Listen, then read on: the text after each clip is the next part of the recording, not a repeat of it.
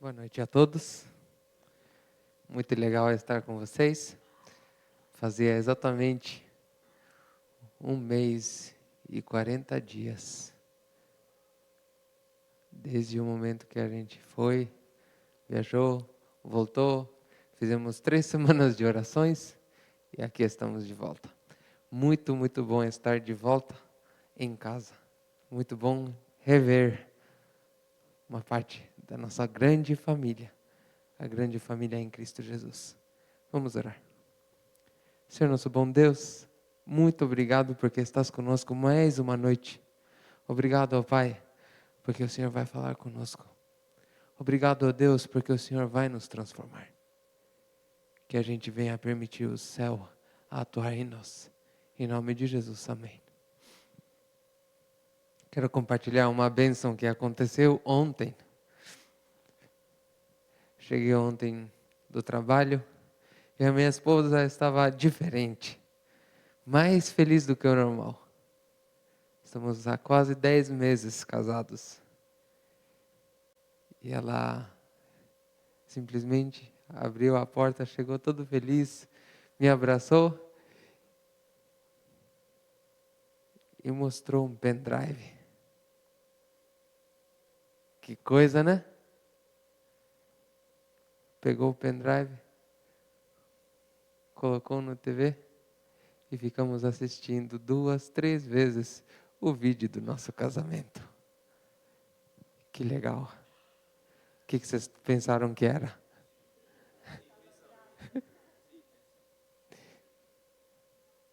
Mas foi muito bom rever todas as coisas grandes que Deus fez para nós. É tão bom ver Deus concretizando sonhos. É tão bom ver Deus tornando coisas impossíveis, inimagináveis, em coisas reais. Deus torna o difícil em fato.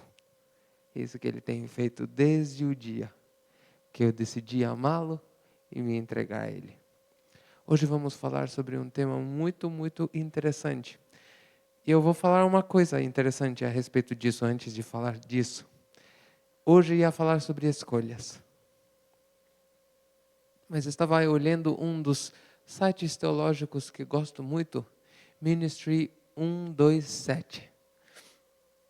Em inglês, estava olhando quando de repente passou lá bem letra grande, estava o título de um dos meus sermões preferidos.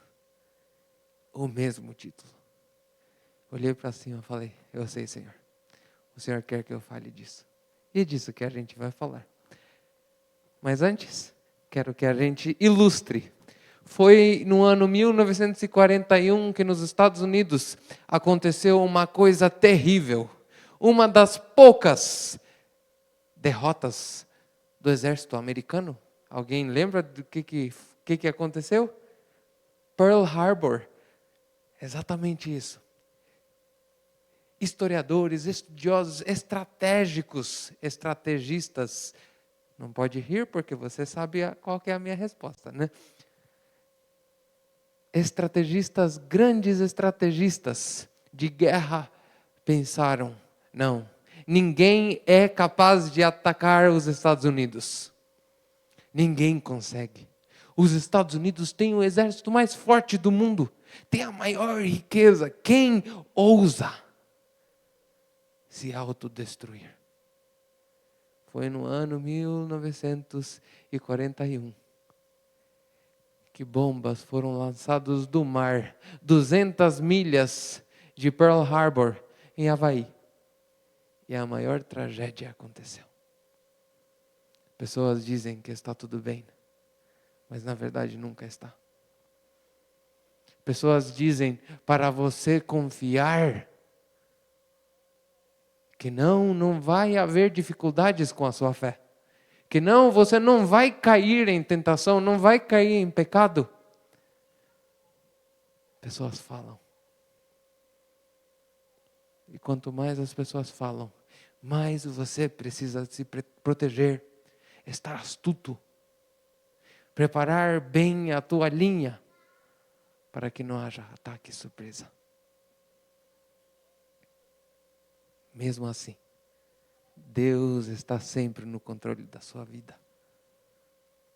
E a batalha pertence ao Senhor. Abra sua Bíblia.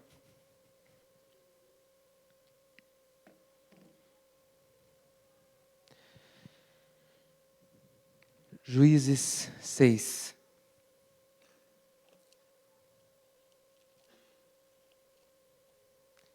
Juízes 6, versos 14 a 16.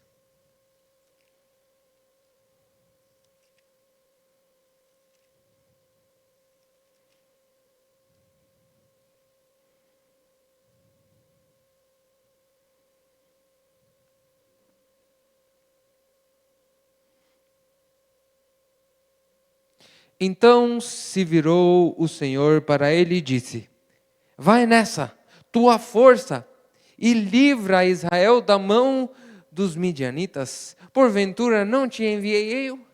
E ele lhe disse: ai, Senhor meu, com que livrarei Israel? Eis que a minha família é a mais pobre em Manassés, e eu, o menor na casa de meu pai. Tornou-lhe o Senhor: já que eu estou contigo, ferirás os midianitas como se fossem um só homem. Deus falando com alguém muito simples. Gideão não era a pessoa mais admirável quando se trata da sua fé, do seu relacionamento com Deus. Mas Gideão, ele era o melhor naquelas circunstâncias, a melhor opção, a melhor escolha, aquele que mais temia ao Deus verdadeiro. Todos os demais estavam mergulhados no pecado. E Deus o chama para que ele fosse como um instrumento para destruir os inimigos, os midianitas. E você sabe, vira a página, ele testa Deus. Deus, o Senhor me chamou, mas eu quero saber mesmo se foi mesmo o Senhor. Eu quero ver se foi o Senhor que me chamou. E agora a gente vai provar. Senhor, uma coisa eu peço a Ti. Estou aqui no meio do verde. Eu vou deixar um pedacinho de lã bem no meio desse verde todo. E tudo que eu quero é que o Senhor deixa tudo ao redor bem sequinho. E aquele pedacinho de lã o Senhor encharca. O Senhor pode fazer isso? Claro que posso. No dia seguinte, Deus fez o que Gideão pediu. Ele foi, espremeu o que fala? Acertei. Ele foi, espremeu o pedaço de lã e saiu água, jorrou água. Provavelmente se encantou. Nós não temos muita informação sobre a sua reação. Mas não se encantou o suficiente para acreditar que Deus era real, que Deus o tinha chamado e que Deus queria usá-lo. Foi então que ele pede o outro teste. Senhor, mais uma coisa eu te peço. Que o Senhor deixe esse pedacinho de lã seco e tudo ao redor molhadinho. Você acha que Deus pode fazer isso? E ele fez. No dia seguinte, o teste se provou. Deus atendeu a curiosidade de uma pessoa com pouca fé. Vocês creem que foi só isso? Não. Quando a gente olha para a vida de Gideão, ele é uma pessoa que duvida o tempo inteiro no poder e na pessoa de Deus. No verso 17 dos versos, logo depois do verso que a gente leu, olha aqui o que acontece.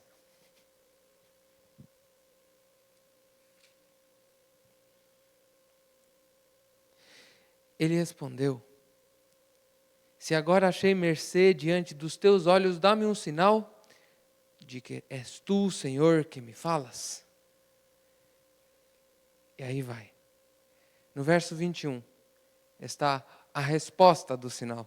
Estendeu o anjo do Senhor a ponta do cajado que trazia na mão e tocou a carne e os bolos asmos. Então subiu fogo da penha e consumiu a carne e os bolos, e o anjo do Senhor desapareceu da sua presença. Esse é o momento, o primeiro momento, onde ele duvida de Deus. Puxa, Deus, se o Senhor, imagina, no primeiro contato, na primeira conversinha com Deus, ele já pede um sinal. Ele não se achava suficiente para crer que Deus podia falar com alguém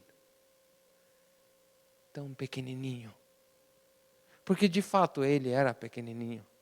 Mas sabe o que Deus faz? Ele é mestre em tornar pessoas pequenas em grandes homens. Ele é mestre em transformar a pouca fé em gigante, poderosa fé. Depois de Deus caprichar em tudo que Gideão pediu, é então que começa a sua missão. A sua missão é destruir aos inimigos de Israel, os midianitas. E a forma como Deus escolhe fazer isso é inacreditável.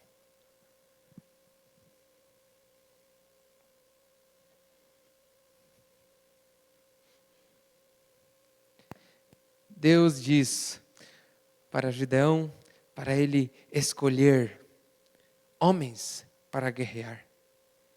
E então que ele começa a recrutar soldados, os mais fortes.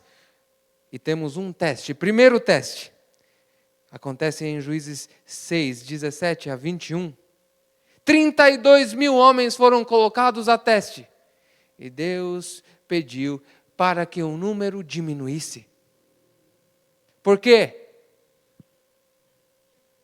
Por quê? Porque as pessoas poderiam pensar que nunca foi Deus. Sempre foi o poder, a sabedoria, a força humana. E como é errado pensar que nós somos autossuficientes. Como é errado pensar que nós conseguimos resolver as coisas por nós mesmos. Como é errado pensar que nós, muitas vezes, podemos substituir a Deus, inclusive na nossa vida. De 32 mil homens, 10 mil sobraram. E Deus disse, ainda tem muita gente. Ainda tem demais pessoas. Ainda tem chance de pessoas pensarem que foi por vocês. Ainda tem chance de pessoas se acharem porque conseguiram vencer com poucos soldados contra um enorme exército. Eles vão se gabar que eles são os mais fortes, que eles são os melhores. Eu não quero isso, disse Deus. Teste 3. Juízes 6, 39 a 40. 300 soldados sobraram. 300. Aqueles que não tinham medo, aqueles que não eram recém-casados, ou que tinham deixado filho pequeno por trás, e aqueles que beberam água sem deixar as ferramentas de lado enquanto estavam tomando água. 300. Deus não se importa com o número. Deus se importa com a prontidão. Deus se importa com a atitude. 300 era suficiente para que um milagre acontecesse. Vocês lembram a história de Desmond Doss? soldado adventista, que fizeram até um filme em homenagem a ele. Ele foi eleito para ser enviado a uma missão em Vietnã e ele teria que lutar. Mas como que um adventista luta, sendo que ele não pode carregar arma? Deus tem formas extraordinárias de tornar possível as coisas quando a gente quer. Foi então que ele, um dia, quando todos estavam descansando, quando todos estavam exaustos, ele foi sem arma, tirou 70 homens de um campo de batalha, carregando-os, descendo-os pela rocha e deixando eles todos prontos para serem atendidos na enfermaria.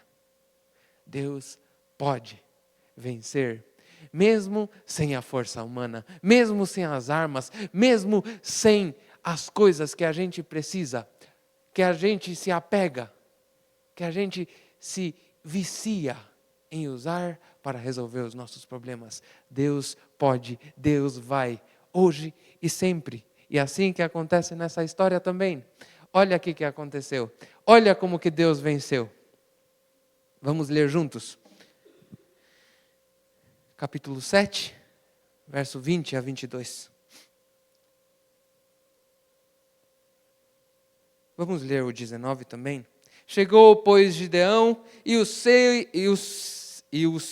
homens que com ele iam às imediações do arraial, ao princípio da vigília média, havendo-se há pouco tempo antes trocado as guardas, e tocaram as trombetas e quebraram os cântaros que traziam nas mãos. Assim tocaram as 3 campainhas, as trombetas, e despedaçaram os cântaros, e seguraram na mão esquerda as tochas, e na mão direita as trombetas que tocavam, e exclamaram: espada pelo Senhor e por Gideão. E permaneceu cada um no seu lugar ao redor do arraial, que todo deitou a correr, e a gritar e a fugir. Ao soar das 300 trombetas, o Senhor tornou a espada de um contra o outro, isto em todo o arraial que fugiu o rumo de Zerera até Bet-sita, até ao limite de Abel-meola, acima de Tabaté, de Tabate. Que história! Que história!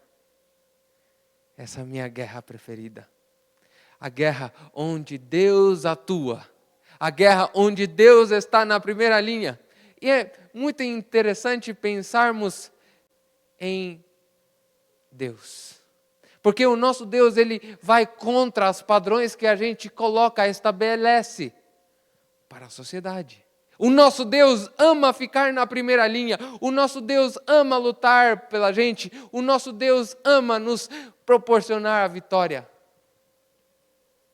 O nosso Deus ama quando o povo, o seu povo se depende nele, no seu poder, no seu amor, na sua atuação.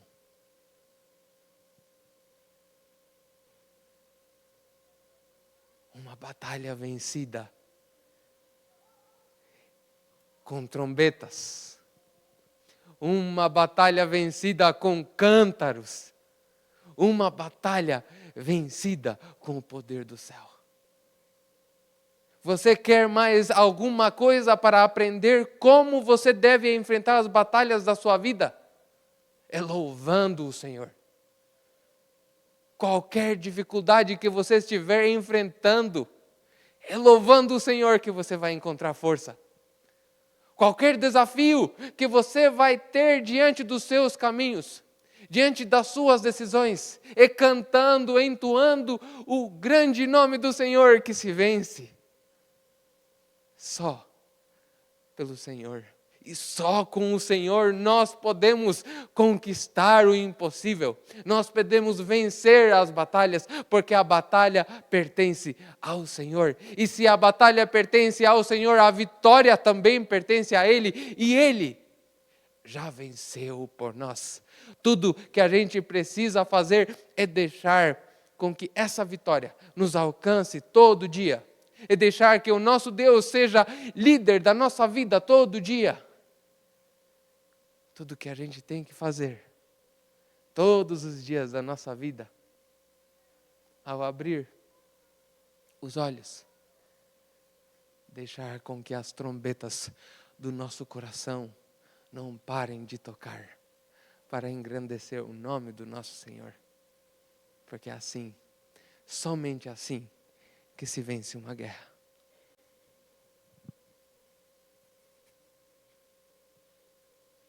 Vocês gostam de seriados? Seriado não é uma coisa dos dias de hoje. Seriado é um evento que acontece em episódios. E é Deus quem inventou os episódios. Porque tem episódio 2, tem episódio 3, tem episódio sem fim. Onde se mostra o poder de Deus na Bíblia. Eu gostaria de falar um pouco sobre o segundo episódio. Ouviram falar sobre o juiz Josafá? Vamos ver um pouco sobre ele também.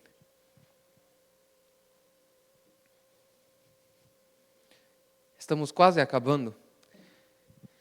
2 Crônicas 20, 2-4. Então vieram alguns que avisaram a Josafá, dizendo: grande multidão vem contra ti da além do mar e da Síria. Eis que já estão em Hazazon Tamar, que é En-Gedi. Então Josafá teve medo e se pôs a buscar ao Senhor e apregoou jejum em todo Judá. Judá se congregou para pedir socorro ao Senhor. Também de todas as cidades de Judá veio gente para buscar ao Senhor. Que tipo de líder, na vigília de uma guerra, fala para os seus soldados que tudo que eles têm que fazer é deixar tudo de lado, inclusive a comida, descansar no Senhor, confiar no Senhor, repousar por completo, inclusive o buchinho. Só Deus. Só Deus. Mas esse apenas foi o primeiro passo. Olha o segundo passo. 2 Crônicas 20, 20. Veja comigo. 2 Crônicas 20, verso 20. Pela manhã cedo se levantaram e saíram ao deserto de Tecoa. Ao saírem eles, pôs-se Josafá em pé e disse: ouve-me, ó Judá e vós, moradores de Jerusalém, crede no Senhor vosso Deus e estareis seguros. Crede nos seus profetas e prosperareis. Essa mensagem é uma mensagem tão profunda, porque é uma mensagem que se diz a pessoas que estão dispostas para morrer. Tenham fé. Tudo o que vocês precisam é ter fé.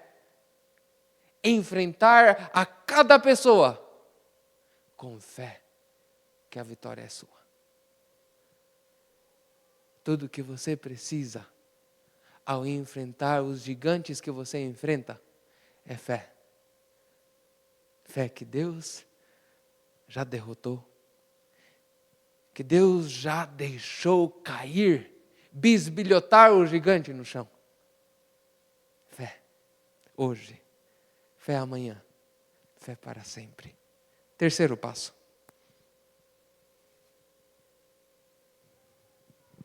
2 Crônicas 20, 22 a 26.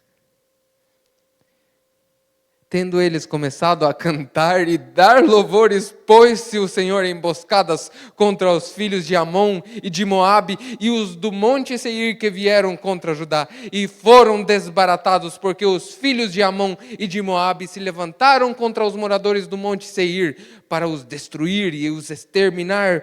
Tendo eles dado cabo dos moradores de Seir, ajudaram uns aos outros a destruir-se. Tendo Judá chegado ao alto, que olha para o deserto, procurou ver a multidão, e eis que eram corpos mortos que jaziam em terra, sem nenhum sobrevivente. Vieram Josafá e o seu povo para saquear os despojos. E acharam entre os cadáveres riquezas em abundância e objetos preciosos. Tomaram para si mais do que podiam levar em 3 dias. Saquearam o despojo, porque era muito. Ao 4º dia se ajuntaram no vale da bênção, onde louvaram o Senhor por isso. Chamaram aquele lugar Vale de Bênção, até ao dia de hoje. 3º e último passo. Louvar a Deus antes da vitória. Louvar a Deus depois da vitória. Mas esse louvar a Deus antes da vitória tem que ser um louvor com certeza. Tem que ser um louvor com fé. Tem que ser um louvor com a garantia que a vitória já é dada a você. E a segunda parte, um louvor para enaltecer ao Deus que é misericordioso, ao Deus que nos escolhe para cumprir grandes propósitos para Ele. Você quer ser um vencedor? Siga esses passos. É tão simples que até parece irreal que eu posso vencer cada gigante que aparecer na minha frente com jejum, trombetas, louvor e fé. Mas teste. Teste e você vai ver.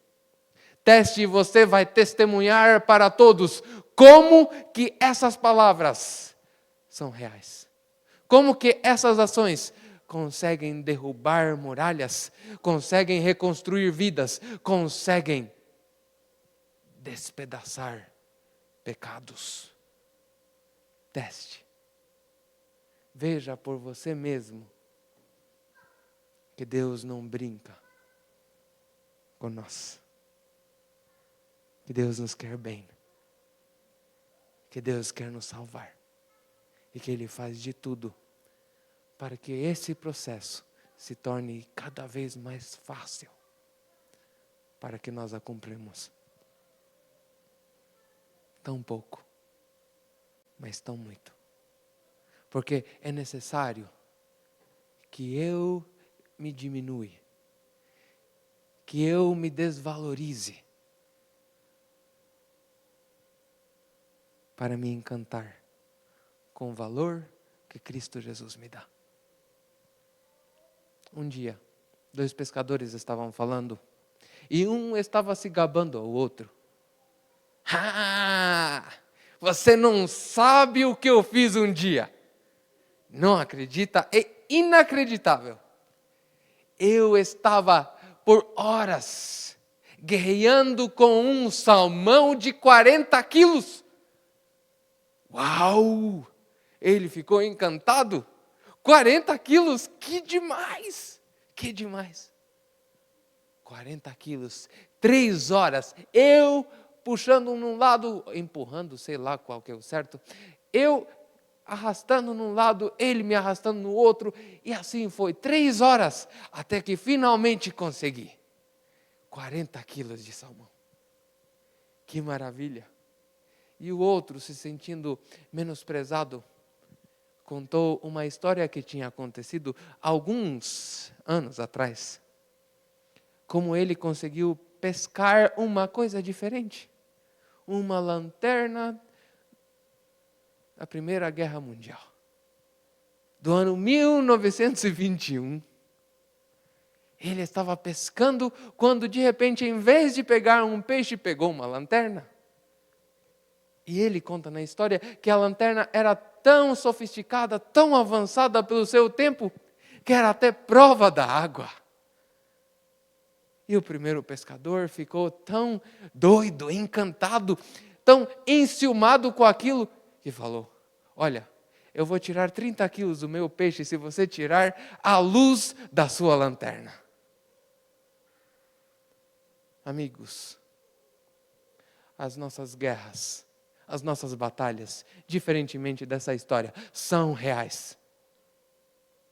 Mas mais real ainda é a vitória que o Senhor vai nos dar. Mais real ainda são as marcas de conquista, as marcas de celebração do nosso Senhor. E cada marca vai contar a história de como Deus agiu, age e agirá sempre em favor, em prol da sua salvação, hoje, amanhã e para sempre. Deus vai vencer por nós, porque a batalha pertence ao Senhor. Vamos cantar desse hino, vamos louvar a Deus com esse hino e vamos colocar em prática o primeiro passo para vencermos aos nossos inimigos.